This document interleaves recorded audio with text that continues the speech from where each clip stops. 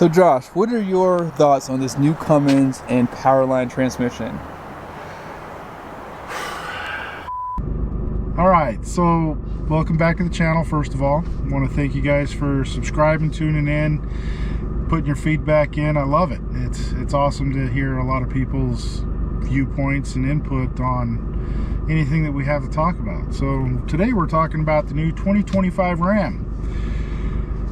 We have the ability to open up a huge can of worms, but I'm not gonna try and do that here. We're gonna just talk about the truck. So what is it?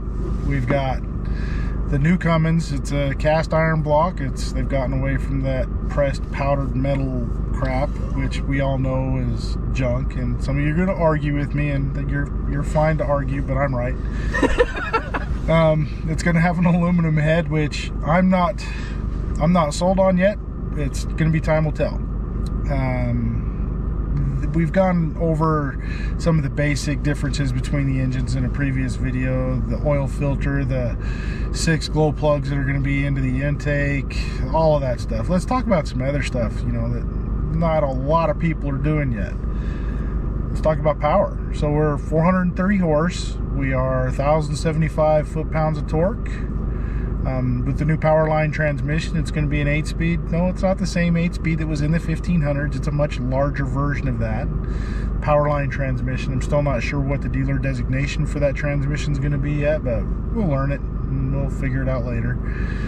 With the new combination, we're talking about shaving off over a second on the 0 to 60 time, which some of you is like, who gives a crap on a truck that weighs almost 10,000 pounds and can pull, God, what is the new pull rating? 27,000 pounds out of the new combination. It's astronomical. It's the largest in the industry. So what does that extra second do? It gets you off the line when you got a load on. Do you want to be a traffic hazard when you've got your 43-foot fifth wheel behind you and you're going camping? No, you don't. You're going to be able to get up into traffic and get moving. And for those of us who do like to make our diesels fast, that means a lot, you know. We spend a lot of money deleting these things, adding turbos and injectors and methanol injection and so on and so forth, so we can be quicker. So to have an extra second right off the bat, it means a lot.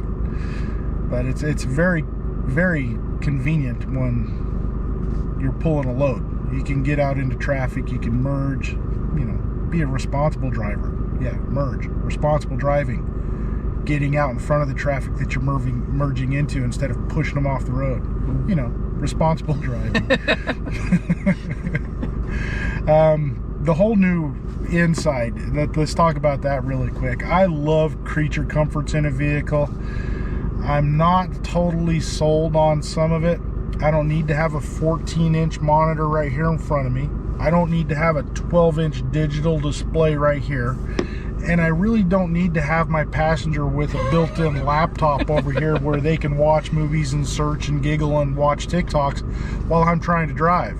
Engage with me, the driver, the one that's keeping us safe, you know. But, you know, for those of us who do like the creature comforts and everything, the truck's going to be fully loaded. It's going to have active braking. It's going to have active cruise control. It's going to have lane centering. Yes. Yep. It's getting a lot more safer to drive the trucks. A lot more complicated to work on too, believe me. Those systems can be a nightmare sometimes, but we'll get through it just like we have with everything else. Yep. The outside, they pretty much kept the same body line. They changed the front grille, and now you have a split headlight, just like the other competitors, which I don't want to name here. I kind of like it, but then again, it's like we're third in line to the race on that. Let's come up with something totally different.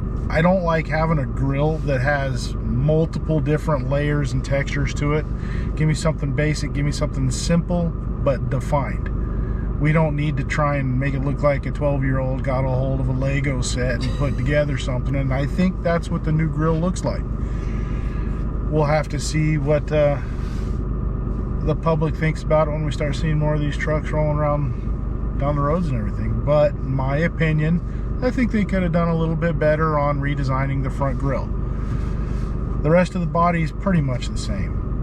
We don't have a whole lot to talk about on that.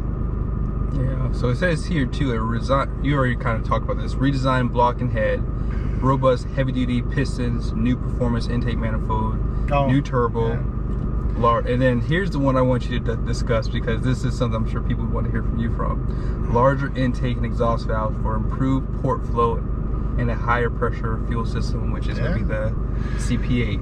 CP8, CP4X, whatever you want to call it. I mean, you can't even find a CP8 when you Google it, so I'm pretty sure it's just a CP4X, but they wanted to get away from the name CP4 and the astronomical failure that was. So let's go with a CP8. It brings up another thing about another manufacturer out there which we won't name, but just did a 300,000 vehicle recall because of the CP4 and the adverse effects of biodiesel in that. That company is so full of themselves. You go to California and you can't find diesel that doesn't have biodiesel in it from the pump. You have to go out of state in order to do that. So how do they argue against that? I don't know. They're just trying to feed a lot of baloney to their viewers or consumers or whatever else. The the biodiesel, yes, it can harm certain parts of the engine. As technology is coming up, they're building these pumps to handle the different forms of fuel that we're going to be able to run through them. This one, they've hopefully addressed all of the issues they had with the CP4 and the failure points of that. So I think a lot of that's going to come down to time. We're just going to have to see what it does. We don't have one of these vehicles with 200,000 miles on it yet to, you know, gauge what kind of performance we're going to gain from that. But yeah, it's whenever a company uses some BS excuse like they did to issue out a recall, issue out a recall because you put a crappy part on a vehicle. Don't let it get like the other big company out there to where they have to have 300,000 people all get together and form a class action lawsuit because of it. Yeah. I mean, at least we acknowledged it and issued out a recall where we're replacing those CP4s back to CP3s voluntarily without having class action lawsuits coming at us. I hate when I have to talk about the competitors because we all have problems and issues and everything. It's just a matter of how we deal with them. But Ram did right by the customer, though. They actually replaced those CP4s. And I knew that was expensive for them. I have one sitting over right now where another shop had looked at this vehicle and found metal in the engine, in the fuel system. And I've got it half tore apart right now. We do have metal in the fuel filter housing, so I'm going through gathering up all the information that I have to. Because it is a star restricted part, I do have to submit all kinds of reports and pictures and information to our engineering department back in Michigan in order to get approval to replace the entire fuel system. But you know, it's one of those things where this customer is not going to have to pay for it out of pocket. You know, we're not telling them too bad, so sad. And the cool thing to that, this guy's 2 months away from losing his warranty. Jeez. But we're going to get it covered for him under warranty. So, you know, that's what we do. We do what's right by the customer, not what's right by the bottom line. That's good stuff. Now let's go ahead. That's a personal thing to me, by the way. I can't speak for the company that I work for. Well, I mean, you hit the nail on the head. Like I said, like, do right by the customer. I mean, hey, someone spent 80, 90, 100 grand for these trucks. And look at the sticker on this one right here. Oh my gosh, $127,000. Yeah, and that's a lot of money. Oh boy. Now, obviously, we talked about the they want to make service easier, so they did improve the airflow. Oh yeah, we were talking about that. Yeah. So improving the airflow. Any engine out there, gas, diesel, whatever. Picture it like an air pump, and you want your air compressor in your shop to work better. You got to make sure that your air filter is clean. You got to increase the diameter of the flow going in. You also got to increase the diameter of the flow going out. One of the best ways to do that without adding a power adder or changing your power adder is to increase the ability for the engine to breathe. I mean, when you're trying to suck through a straw and you're underwater and you're hiding from the cartel because you're in Mexico doing stuff you shouldn't be doing, it sucks. You can't breathe worth a crap, and you don't really gain anything until you get out of the water. So what they did was they increased the ability for the engine to breathe by giving it bigger valves, giving it more area in the intake manifold to allow that air to flow in through. They're getting rid of that restrictive air intake grid heater and going to the 6 individual glow plugs into the intake side to improve airflow. That's one thing that the aftermarket companies have capitalized on with the Banks Monster Ram, and AFE has their own, and you know, S&B has their own. They're all increasing the diameter of which that air has to go through to get to the inside of the engine. So, you know, finally, from a manufacturer standpoint, they've been able to identify that and make a corrective action so that the engine can breathe better. So you increase the diameter of the opening, you also have to make the valves bigger so that it can breathe more air in, and as a side effect, whenever you increase the amount of oxygen going into a diesel engine, you can increase the amount of fuel. Still have the stoichiometric equation that you have to go by in order to make the engine efficient. So more oxygen, more fuel, more power. And then lastly, got to talk about 2 things. Transmission, so now obviously Powerline, but number 2, no more 373 and 410 for max tow. They only have the 342 rear end. Yes.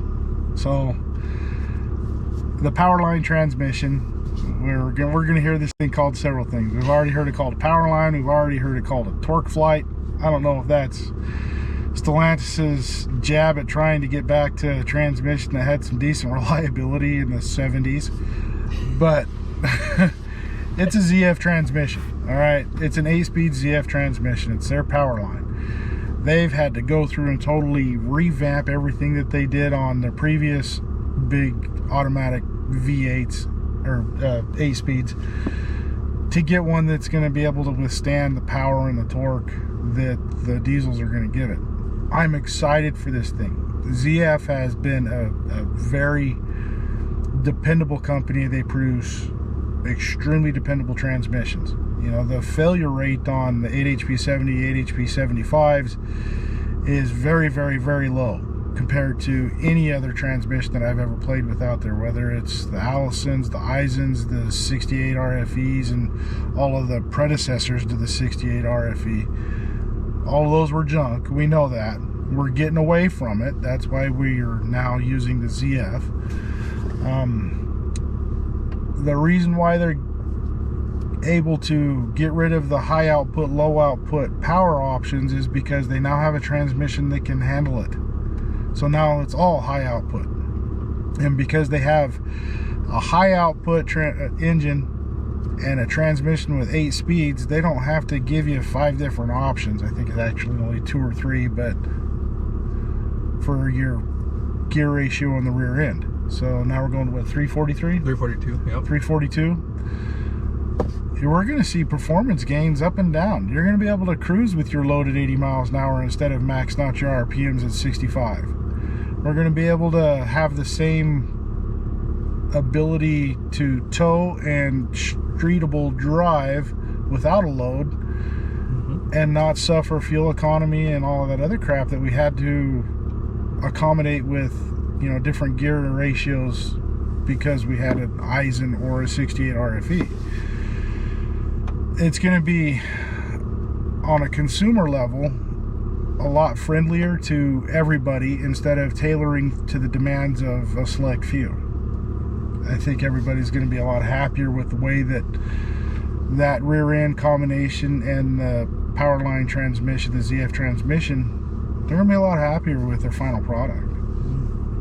Yeah, so in the next video, I'm going to have him explain the helical? Yeah, we're going to do a video. Someone said that that's going to cause more wear and tear. And I want him to explain actually what he sees, because he's torn down transmissions many a time. Yeah. Next time you have one out, we'll have to do a video on it. But yeah. Yeah. Well, I'm going to give you a teaser on that. We've been running helical gears and transmissions for a lot of years. This is a marketing stunt. There it is. Hey. Oh boy, yeah. So I want to thank a big, huge shout out to all of you who have tuned into the channel. We have grown way faster than I would have expected. I couldn't have done it without JB here. He has been awesome in not only, he has a very special way of being able to bring information out of me without me sounding like an idiot.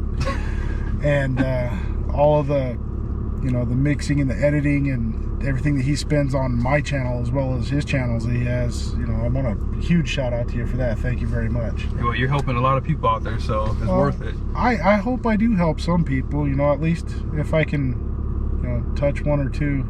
Wait, let's rephrase that. I don't want to touch anybody. if I can teach somebody, anybody, one or two people, you know, anything about whatever I'm talking about, I'm happy about that. You see the videos of me tearing vehicles down and the problems that I find on them. I've had people comment where they learned a lot. Yeah. And that's what makes me keep wanting to do it, is that somebody's actually learning. The rest of you, if you have something negative to say, I don't care. I don't respond. You're not hurting my feelings at all.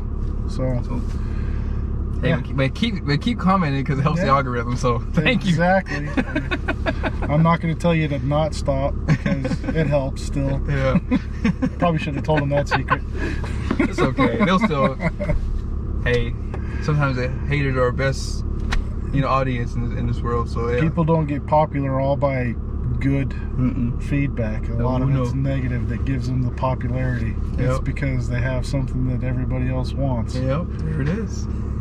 I guess. I don't know. Yeah. I'm just a mechanic. And I'm not paid by Stellantis or my dealership. Anyway, again, thank you to everybody out there. It's been awesome so far, and I hope to be able to continue to do this for a very long time. Peace.